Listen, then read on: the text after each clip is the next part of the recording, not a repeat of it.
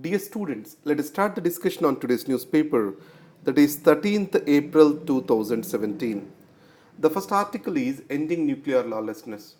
Here we will be discussing a need to go for a ban treaty on the nuclear weapons. You know that during the Cold War era, the nuclear weapons have gained new currency. The reason is the doctrine which was guiding the superpowers at that point of time was mutually assured destruction. It means if you destruct me, I have the equal power to destruct you back. The second strike capability that has gained significance at this point of time. But today the situation has changed. Many of the countries also have the capability to make the nuclear weapons now. The threat from the non state actors is increasing, and above all, the Cold War era has ended. And the nuclear weapons are slowly losing their significance. In this context, the nuclear haves, they still want to continue with their privileges and entitlements. So it is the time everyone has to take a relook on these privileges.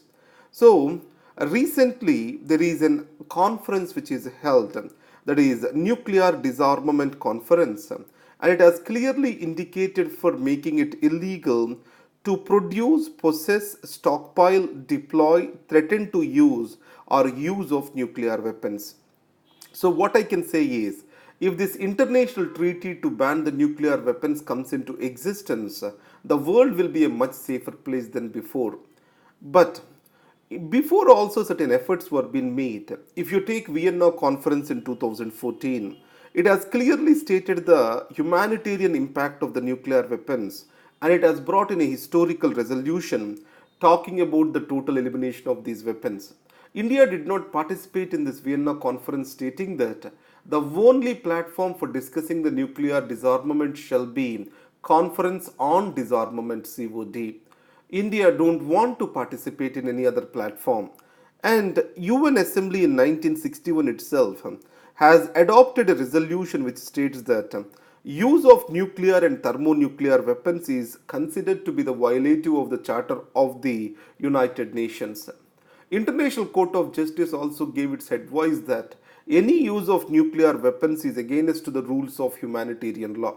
So, already there is a huge support for the elimination of the nuclear weapons. Only we need a law that bans the nuclear weapons altogether, then the countries will respond to such a ban.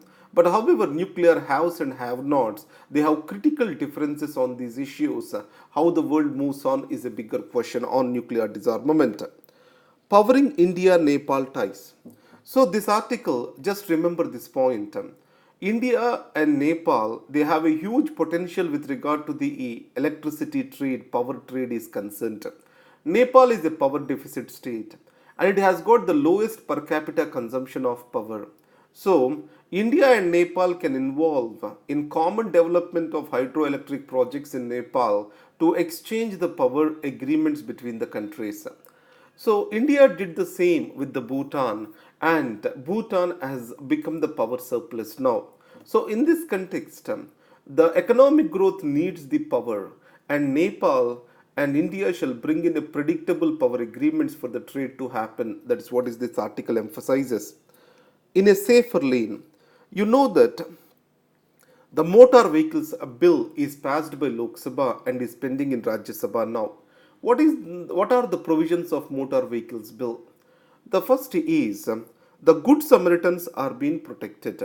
They are being protected from unnecessary harassment. The driving rules and licenses are getting modernized. Above all, the financing insurance to take the or to treat the injured people and also to compensate the families in the hit and run case, there are many provisions related to that. And monitoring of the roads and highways electronically to safeguard the passengers are also part of this particular law.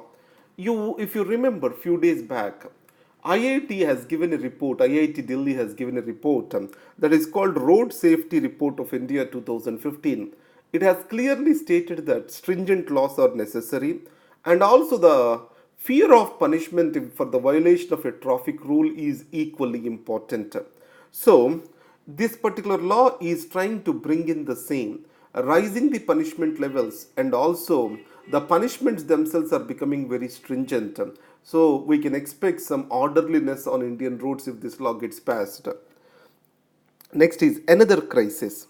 This is about Nepal. You know that 9 years back, Nepal has started its constitutional framing exercise. Even today, it do not have a constitution of its own. Now, the second Constitution Assembly also has come into existence in 2013 and it made a constitution in 2015 which is being opposed by the Madhesis. What are the three major objections of the Madhesis? Redrawing of the provincial boundaries and the local languages of the Madhesis shall be recognized as the national languages and equal citizenship rights irrespective of the marital alliances of the Madhesis. Because most of the Madhesis have the marital alliances with Indians. The people, the children born out of these alliances do not have the equal citizenship rights under the new constitution. Now, the new government under Prachanda wanted to make certain concessions to the Madhesis. But however, Madhesis are stuck to their maximalist positions and they are not ready to meet on the middle ground. So, in this context, the governance in Nepal got paralyzed. Local elections were being announced in Nepal and Madhesis are not willing to participate in the local elections. Now, a political and governance systems need to be put in place for post-earthquake rehabilitation and governance to take roots in Nepal. And in this process, this stalemate is not doing good for anyone. So a middle path has to be found for fighting this stalemate. That is what is the advice of this editorial. Coming to passage without scrutiny. So here carry home point is this. Every bill in India, as like in British, or as like in Britain, also has to go through a committee stage. Committee has to scrutinize the bill, deliberate on that and suggest the changes to the House. And House has to examine the bill in the light of the committee recommendations. So India has to adopt a similar exercise. And second is, the budget session has passed four important bills. These include Motor Vehicles Act and the National Mental Health Care Bill. So these two are being discussed at the committee stages and many of the provisions are being added into this. On the other hand, specified banknote cessation of liabilities bill, enemy property bill, finance bills, GST bills, all these are not being referred to the committees and they are enacted. And there are many provisions which can be subjected to judicial scrutiny or which may not pass the judicial scrutiny in this.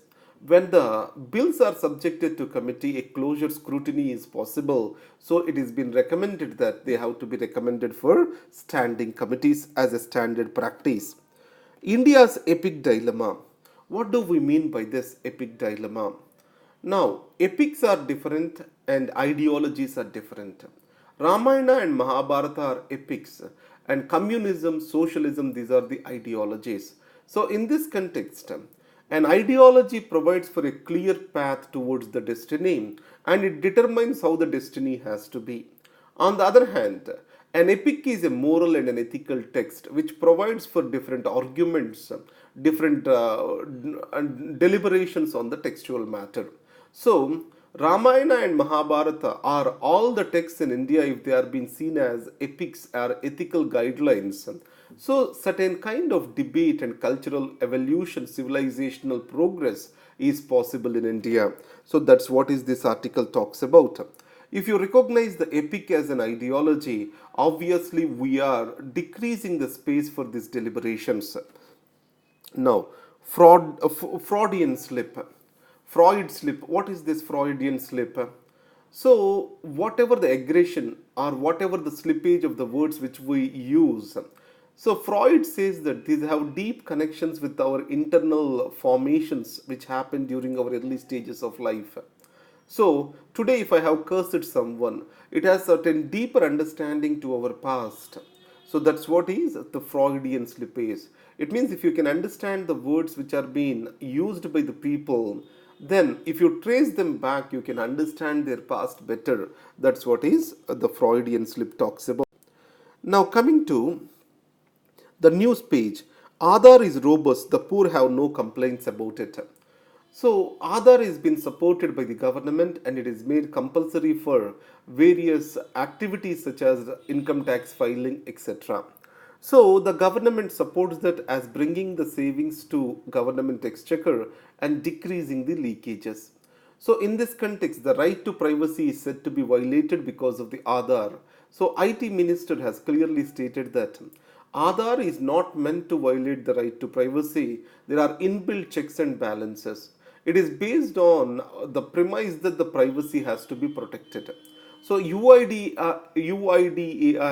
need not give any information to the government unless it is authorized and requested by the joint secretary who will be appointed for this purpose. And above that, there is a oversight committee under the chairmanship of cabinet secretariat, and it also can be challenged in the district court. So the minister clearly states that there are checks and balances against the misuse of Aadhaar. That's what is the important point over here. And the next is Center files curative plea on Armed Forces Special Powers Act. If you remember, in the recent past, Supreme Court has given a judgment that any of the killing by the security forces need to be inquired into, investigated into, for the reason that is there any excessive use of force or retaliation. So, Armed Forces Special Powers Act, whatever the actions done by the security forces will come under scrutiny. So, the government has filed a curative petition on this particular matter in the Supreme Court. Now let's come to the business page. Hold fiscal deficit at 3% till for financial year 2020, NK Singh panel has recommended. So NK Singh panel was recommended for a revision of FRBM Act. So it has clearly stated that the fiscal deficit shall be at 3%. But however, 0.5% of the deviation can be possible. This is called escape clause whenever the issues of national security, agricultural failure, etc. happens. So, added to that, if 4 quarters economic growth consecutively falls less than 3%, falls by 3 percentage points, then also the fiscal deficit can be relaxed by another 0.5%. And if the economic growth increases by 3 percentage points, then fiscal deficit target has to be reduced by 0.5%, that is 2.5% level it has to come up. And finally, it also recommended for a fiscal council that the government has to consult to use the escape clause. These are the provisions of Mr. N.K. Singh committee. Now I have prepared the notes. Many of the students are asking me to prepare the notes in the world style itself for the reason that they are getting distracted because of the context and all these words which are being used. So that's why I have prepared it in the world style itself.